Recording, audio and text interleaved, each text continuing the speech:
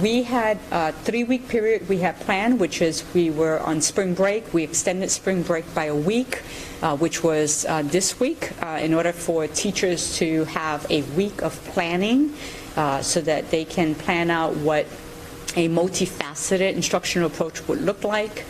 Students would then be engaged using technology and other means starting next week. And then we would be back in schools on April 7th. We know that with changing circumstances, and we know this might happen, we would need to extend that time period. So as of just a few minutes ago, actually, this early afternoon, I've issued that extension. That has happened after having about 24 hours of meetings, intensive meetings with my leadership team to plan out what that looks like. We've extended the closure of school buildings through April 30th, which means that instruction will not occur during that time, but we have sent out a notice to parents, community members, saying that there are some things that will happen. The public school system remains open. We will be teleworking.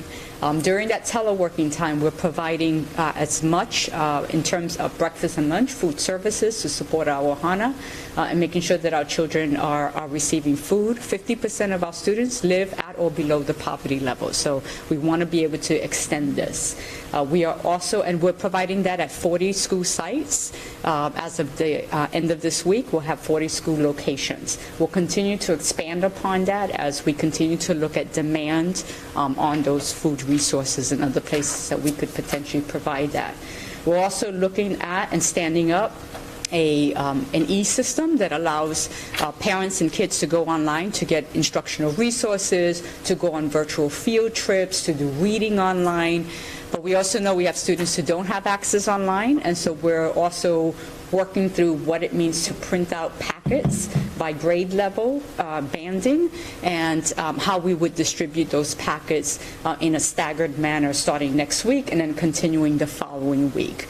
So one thing I will report is our teachers and staff are working really hard to make sure that we can keep some aspects as normalized as possible. What's important is, especially as we think about, we have 3,000 students who are homeless or houseless, and we also have students who are living in temporary home situations. We don't want to lose track of them. We want to know where they are. We want to be able to provide supports. We want to give them materials to use, keep them in positive spirits, and also have a good understanding if they need social emotional supports or health supports, that we can either link them with those supports or provide those directly, which means that we need to continuously look at how we're providing those services. I think there's some confusion around the DOE not shutting down. I want to be clear. Our schools are always going to be aligned with state and county mandates around how to ensure a healthy space and social distancing.